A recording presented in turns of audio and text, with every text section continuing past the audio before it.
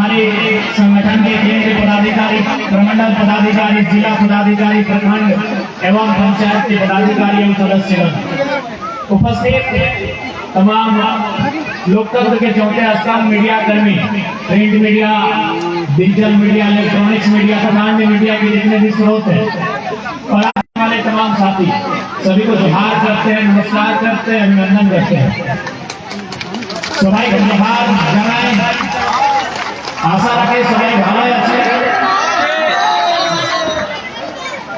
आज झारखंड राज्य अलग किया गया 24 साल होने पर आज इस राज्य को अलग करने में अनगिनत झारखंड के लोगों ने अपना बलिदान दिया।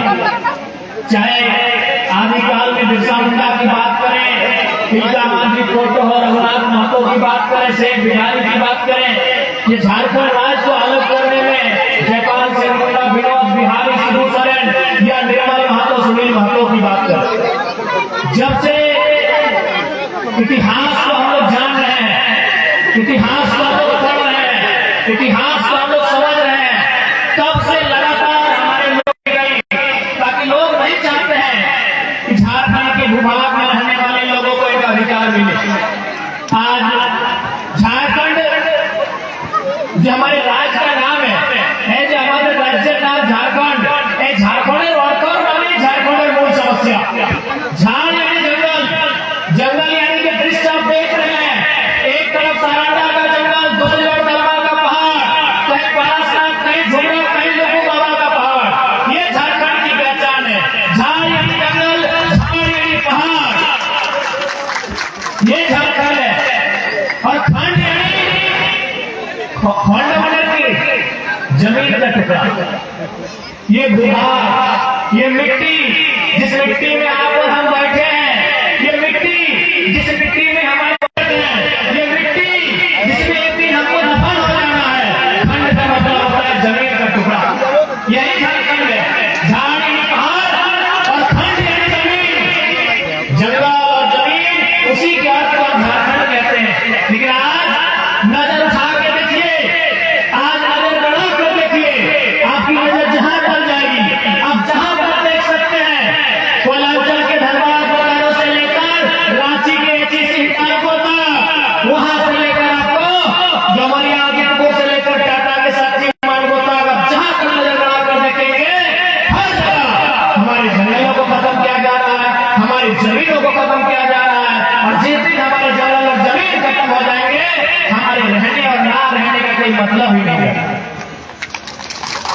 इसलिए सबसे पहले तो हम धन्यवाद देंगे प्रेम पार्टी और अनिता दी के नेतृत्व में, मणि दी के नेतृत्व में, जो दीदी लोग आज 6 महीना 7 महीना जेल के भीतर रह के आए हैं। आज उनको हमने यही बात कहा, जब वे लोग हमारे पास आए तो हमने एक ही बात कहा कि आपको करके आए बहुत छोटा है दीदी, अभी लंबी लड़ाई लड़नी, बड़ी बड़ी लड़ाई लड़नी है, तभी जाकर हम अपने पूर्वजों की धरा को बचा पाएंगे। ये लड़ाई बहुत छोटी है। आज जितने भी हमारे भाई, हमारी बहन जो 6 महीने 7 महीना जेल में रह के आई है, अभी हमारी लड़ाई बहुत लंबी है। आप इतनी सी छोटी लड़ाई में खुश मत हो जाइएगा, इतनी छोटी सी लड़ाई में जश्न मत बढ़ाइएगा। हमारी लड़ाई बहुत लंबी है, हमारी लड़ाई बहुत बड़ी है, क्योंकि हम जिनसे लड़ रहे हैं वो आम लोग नहीं है, वो बहुत बड़े बड़े लोग हैं, उनके बड़ा बड़ा साम्राज्य है, उस साम्राज्य को हम चुनौती दे रहे हैं। हमारी लड़ाई बहुत लंबी है। आज हमारे सामने जो कंपनी खड़ी है जमुना ऑटो, आज जमुना ऑटो एक मामूली उदाहरण है। ये जमुना ऑटो कुछ भी नहीं है। आज आप पूरे झारखंड को आप घूमते हैं, खासकर कोल्हान, कोयलांचल और रांची को, ये जमुना ऑटो कुछ भी नहीं है। ऐसे हजार हजार कंपनियां आज झारखंड की मिट्टी में पदस्थापित है। आज झारखंड के लोगों का पहुंच बचने का काम करती है, झारखंड के लोगों का शोषण करने का काम करती है। हमारी लड़ाई बहुत लंबी है। आज ऐसी ऐसी कंपनियां अगर मनमाने ढंग से काम करेगी, पहला बात, विकास का कोई विरोधी नहीं है, हर कोई चाहता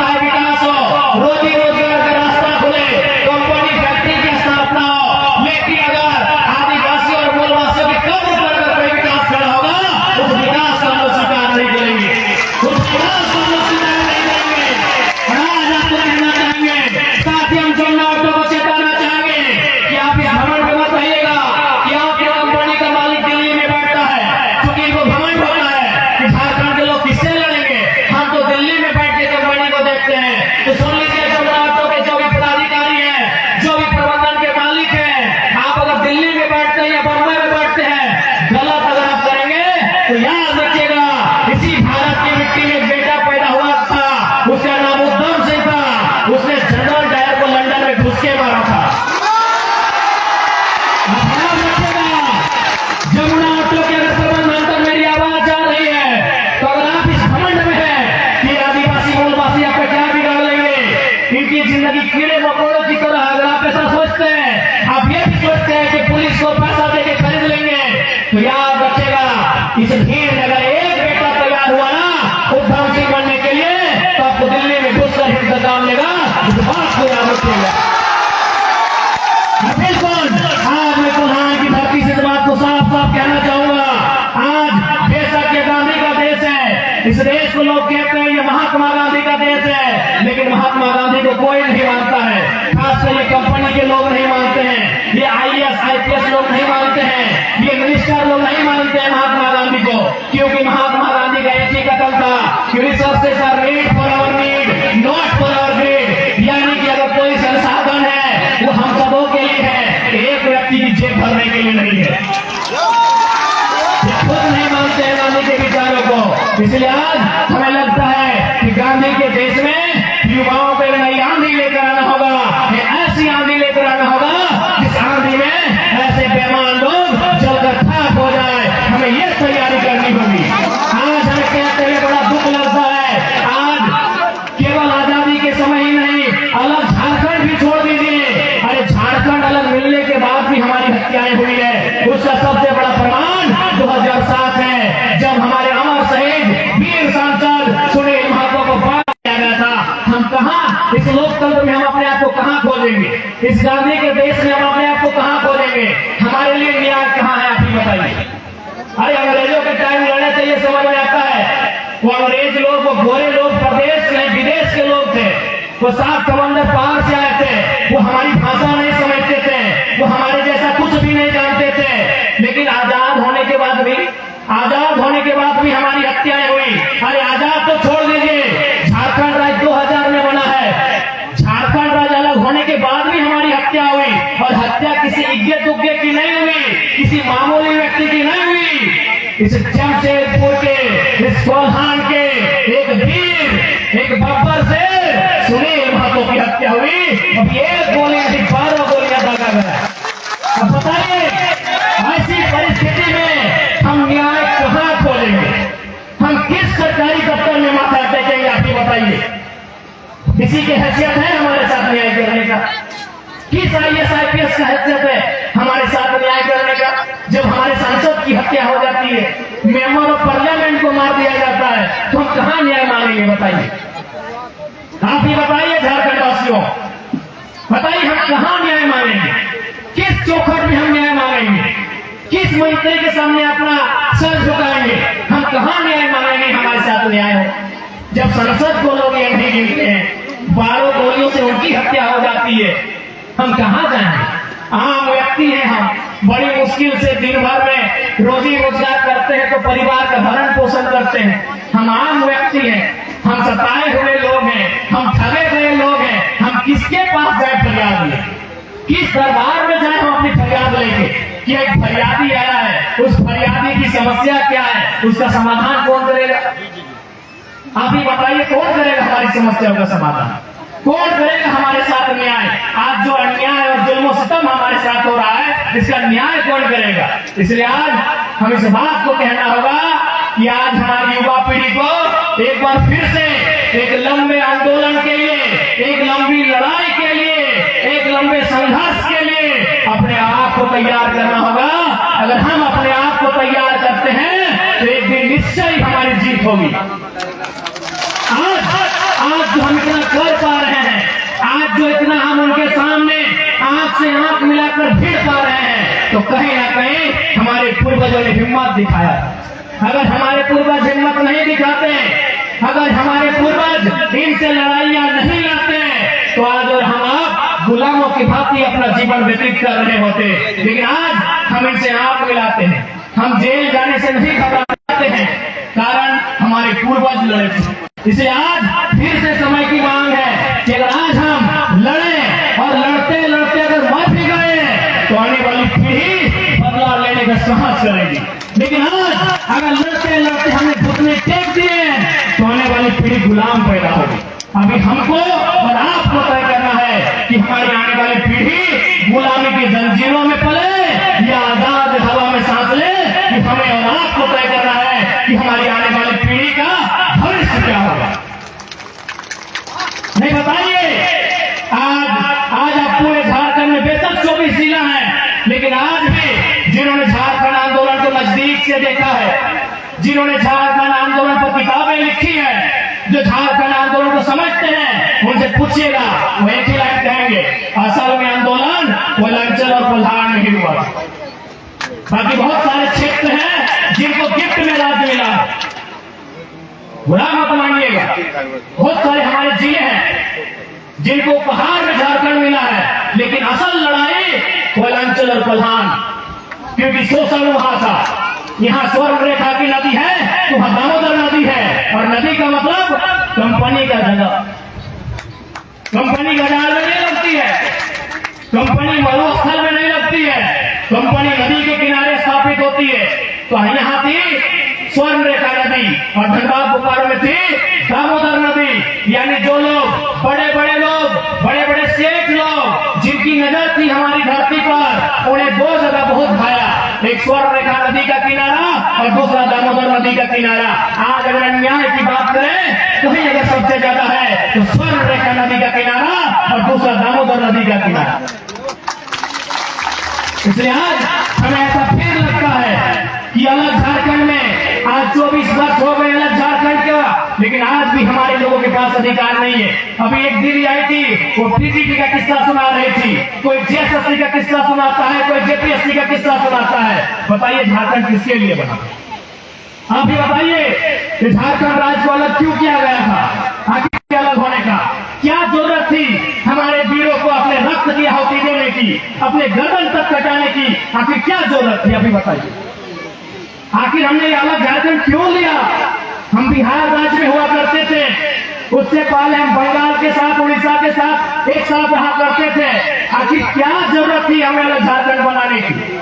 क्यों हमने अलग झारखंड लेना मुनासिब समझा? कारण यही था कि जब हम लोग बिहार, बंगाल, उड़ीसा के साथ मिलकर रहते थे तो हमारा मान सम्मान नहीं था, हमारे अधिकारों का हनन किया जाता था। इसलिए हमने ये मांग किया कि हम आपके साथ मिलजुल के नहीं रहेंगे।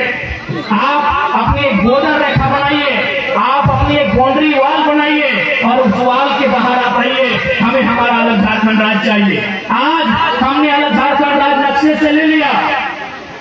आज हमने बिहार जिले के, माफ कीजिएगा, बिहार राज्य के एक हिस्से को काटकर 79,714 वर्ग किलोमीटर और उस समय 18 जिलों को काटकर हमने एक झारखंड राज्य अलग तो ले लिया, नक्शे में अलग ले लिया, संवैधानिक दृष्टिकोण से अलग ले लिया, भौगोलिक दृष्टिकोण से अलग ले लिया, लेकिन अधिकार की अगर बात कीजिएगा तो आज भी झारखंड में झारखंड के लोग कहीं नहीं दिखेंगे। आप चले जाइए, कहीं चले जाइए, सरकारी दफ्तर में चले जाइए, प्राइवेट सेक्टर में चले जाइए, टाटा में चले जाइए, उषा मार्टिन में चले जाइए, टिस्को में चले जाइए, आप जहां जाना है वहां झारखंड तो या तो मजदूरी करते हुए मिलेंगे, या तो दरबानी करते हुए मिलेंगे, या तो चपरासी करते हुए मिलेंगे। आप बताइए कितने जीएम मिलेंगे? कितने जीएम है? क्या बताएंगे भाई? जमीन हमारी आज टाटा जो इतना फल रहा है, फूल रहा है, पूरी दुनिया में अपना नाम कमा रहा है, किसके कारण? हमारी जमीनें ले लें। कितने लोग जीएम बन के गए हैं झारखंड में? क्या कोई आपके पास कोई बेटा है? अरे आपके पास तो छोड़िए, इस देश के प्रथम, माफ कीजिएगा, इस राज्य के प्रथम राज्यपाल प्रभात कुमार किसी कार्यक्रम में आए थे टाटा जमशेदपुर। उन्होंने भी प्रबंधन से एक ही सवाल किया था कि आज 100 साल होने वाला है टाटा का, आपने झारखंड के कितने लोगों को वीसी बनने का मौका दिया? वीसी यानी वाइस चांसलर नहीं, वाइस चेयरमैन। यानी कितने लोग झारखंड के वाइस चेयरमैन बन पाए? ये मेरा सवाल नहीं था, ये सवाल इस राज्य के प्रथम रहनुमा, जैसे देश के प्रथम रहनुमा राष्ट्रपति होते हैं, उसी प्रकार राज्य का प्रथम नागरिक राज्यपाल होता है। ये सवाल इस राज्य के राज्यपाल का था कि आज तक 100 साल होने वाला है टाटा का, कितने झारखंड के लोग डीसी बने, एक रिपोर्ट हमें सौंपा जाए। एक लोग आज तक डीसी नहीं बन पाए, आज एक डीसी नहीं बन पाए टाटा में। तो बताइए आपने कौन सा विकास किया? हाँ, आपने विकास किया। कैसा विकास कि आपने एक ढोल बजाया, वो ढोल सुनने में बड़ा मधुर लगता है, बड़ा मिठास लगता है। उस ढोल की आवाज पूरी दुनिया सुनती है, सुनने वाले कहते हैं यार बड़ा सुंदर ढोल है। लेकिन ध्यान रखिएगा, उस ढोल को बनने में चमड़ा का यूज होता है, वही चमड़ा झारखंडी का।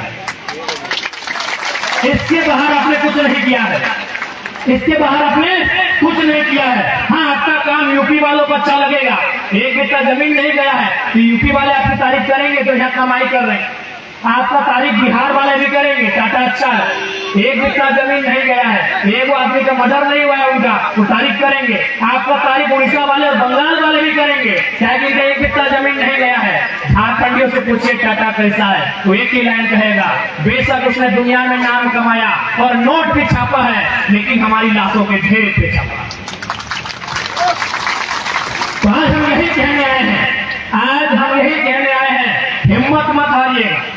हम मानते हैं कि हमारे साथ इतना अन्याय हुआ है जितना ब्रह्मांड में किसी के साथ नहीं हुआ, जितना इस पूरी दुनिया में, पूरी सृष्टि में किसी के साथ नहीं हुआ है। अरे जितना रक्तपान चंगेज खान की तलवारों ने, सिकंदर की तलवारों ने, और उस समय के राजा महाराजा जो हुआ करते थे, उनकी तलवारों ने जितना रक्तपान नहीं किया है, उतना रक्तपान झारखंडियों का इन पूंजीपतियों ने, इन कॉर्पोरेट जगत ने किया है। इतना हमारे साथ अन्याय हुआ। हमारी एक ही, हम अपने दिल को एक ही तसल्ली देते हैं कि दुनिया को जीतने वाला सिकंदर 33 साल की उम्र में खाली लौट कर गया था। बुरा वक्त इन टाटा, टिस्को, उषा मार्टिन और एक ही अवना ऑटो में क्या है, इसका भी आएगा।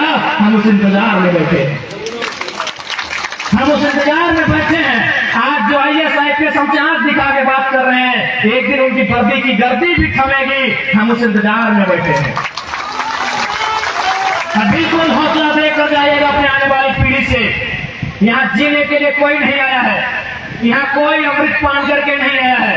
ये किताबों की बातें हैं, ये फिल्मी दुनिया की बातें हैं। रियल लाइफ में कोई अमृत पान करके नहीं आया है। बस अपने बच्चों को जरूर बताइएगा कि हमारे साथ अन्याय क्या हुआ है, हमारे साथ जुल्म क्या हुआ है, और उनसे जरूर कहिएगा हौसला रखना। इसी धरती में 1600 के आसपास ईस्ट इंडिया कंपनी आई थी। इसी धरती में, यानी भारत की के आसपास ईस्ट इंडिया कंपनी का आगमन हुआ था। भले वो 300 साल, 350 साल बाद गई, वापस लौटी की नहीं लौटी। ठीक है, टाटा का भी 100 साल हुआ है। अगर ये अपने कार्य में बदलाव नहीं लाते हैं, अगर ये झारखंडियों के साथ अच्छा व्यवहार नहीं करते हैं, तो उम्मीद करते हैं ये 100 साल का जो टर्म पूरा किया है, 150 साल आते आते इनका भी वही हासिल होगा जो ईस्ट इंडिया कंपनी और अंग्रेजों का हुआ था। देखते हैं कि आज ये अन्याय करने वाले कितने ताकतवर हैं। अरे मानते हैं आज इनके पास पूरा सिस्टम इनकी जेब में है, लेकिन हमें विश्वास प्रकृति पे है, हमें विश्वास उस पे है जिसने दुनिया बनाया है। अगर सच में हमारे साथ अन्याय हुआ है तो जरूर किसी न किसी बहाने इनसे हमारा इंसाफ लेगा, इनसे हमारे लिए न्याय मांगेगा, हमें पूरा विश्वास। आज बड़ा दुख होता है, आज हमें इतना दुख होता है कि ये कंपनी आज हमारी मिट्टी पे खड़ी है, आज ये कंपनी हमारे गांव पे खड़ी है, और आज हमारे लोगों का तिरस्कार किया जाता है, हमारे लोगों को फर्जी मुकदमे में जेल में भर दिया जाता है। आज बहुत दुख लगता है। उम्मीद करते हैं ये दुख के बादल एक दिन जरूर छटेंगे, हमारा समय जरूर आएगा।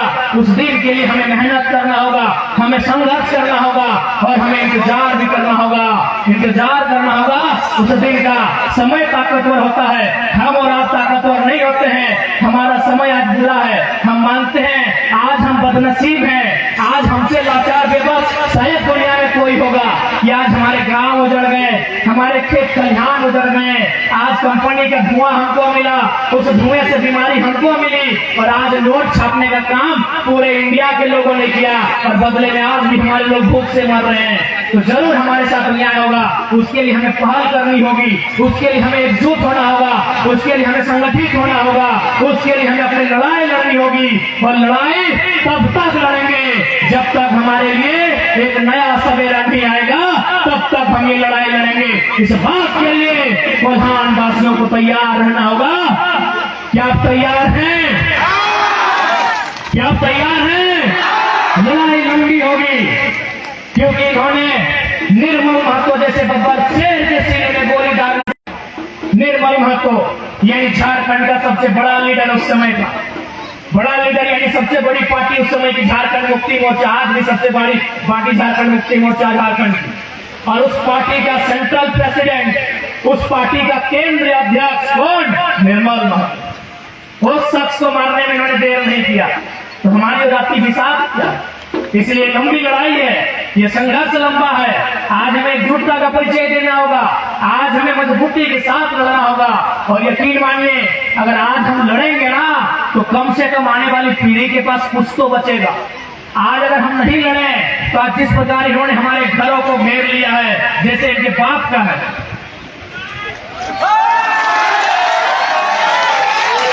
आज जैसे ये बाउंड्री वॉल करके बैठे हैं जैसे इनके बाप का है, इनके बाप ने पहाड़ को काटा है, इनके बाप ने खेत बनाया है, बस समय इनका है, इनकी जेब में पैसा है, और जितने अधिकारी पदाधिकारी लेते हैं संविधान का, लेकिन सब पैसे के लिए काम करते हैं। जिस दिन हमारा दौर आएगा जरूर ये बाउंड्री वॉल भी टूटेगा, और ये जो अन्याय करने वाले लोग हैं उनका हौसला भी टूटेगा, उनका हौसला भी टूटेगा। इसलिए आज हमें हिम्मत नहीं हारनी है, अपनी हिम्मत को हौसला दीजिएगा, अपने अंदर के गुस्से को एक पात्र में, एक सांचे में ढाल कर रखिएगा। हमें आशा है हम जरूर ये पीढ़ी, आज ये 21वीं सदी के झारखंड के युवा झारखंड के लिए एक नया सवेरा लेकर आएंगे, हमें पूरा आशा है। और आप सभी से कहना चाहेंगे साथ ही साथ कि हमारी लड़ाई आंदोलन के माध्यम से भी होगी, और हमारी एक लड़ाई सदन में जाने के लिए भी होगी।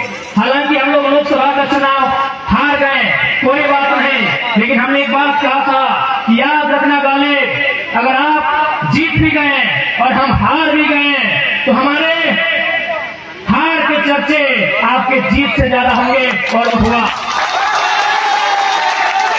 जो जीते हैं वो मुंह लटका के बैठे हैं कि मंत्री पद कहे नहीं मिला, जो लोग जीत के गए हैं दिल्ली वो मुंह लटका के बैठे हैं कि मंत्री पद कहे नहीं मिला, और हम हार के जेएनयू में बैठ रहे हैं, हम हार के इंडियन स्कूल ऑफ डेमोक्रेसी में बैठ रहे हैं, हम हार के दिल्ली के एग्रीकल्चर यूनिवर्सिटी में बैठ रहे हैं। ये हमारे चर्चे हैं, ये हमने पहले ही कहा था। इसलिए कोई बात नहीं, लोकसभा का चुनाव हारे हैं, हौसला नहीं हारे हैं, हम लोग लड़ने के लिए आए हैं, हम लोग झारखंड की जनमानस की हिम्मत बनने आए हैं, हम लोग कभी समझौता नहीं करेंगे। अगर समझौता करना रहता तो आज आपके विद्युत दादा के साथ साथ और जुबा मांझी दीदी के साथ साथ हम भी संसद भवन में शपथ ले रहे होते, लेकिन शर्त क्या होता कि उनकी दलाली करनी होती है।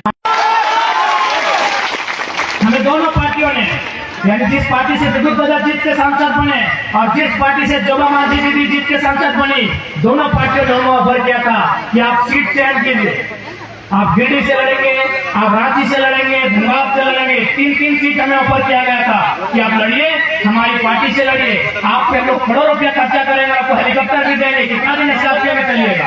हमने एक ही चीज कहा था, हमने एक ही चीज कहा था कि पारासात के जंगलों से निकला हुआ टाइगर है, गर्दन में पट्टा मंजूर नहीं है। उनको मालूम है कि पार्टी से जीतने के बाद क्या होता है, मालूम है। ये मंत्री जी भले अभी मंत्री नहीं है, हमको भी दो के बुढ़ापे में हटा दिया,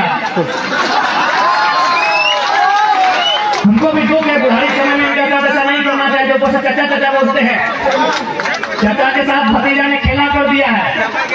लेकिन हमें 2-4 पदाधिकारी कह रहे थे, आपके विषय में बात हो रही थी, तो उन्होंने कहा कि नहीं मंत्री जी से एक बार मिलिए, अगर मंत्री जी के पास जाएंगे तो झोला लेके जाना हो। अब पता नहीं झोला में वो क्या लेके जाते हैं, चावल लेके जाते हैं, सब्जी लेके जाते हैं, कोयला लेके जाते हैं, लेकिन वो अधिकारियों ने कहा कि अगर मंत्री जी से जाना होगा समस्या के बारे में मिलने के लिए तो मंत्री जी मिलेंगे बाद में, पहले झोला देना हो।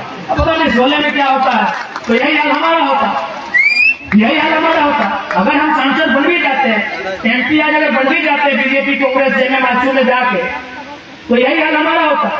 हम टाटा पे बोल नहीं पाते, हम जोना ऑटो पे बात नहीं कर पाते, हम विस्थापन पे बात नहीं कर पाते, हम पलायन पे बात नहीं कर पाते, हम IAS IPS के साथ सवाल नहीं कर पाते। तो भैया हमने यही कहा है कि पारसनाथ टाइगर हैं, आजाद रहना पसंद करेंगे। आपको आपकी गुलामी राजनीति मुबारक हो।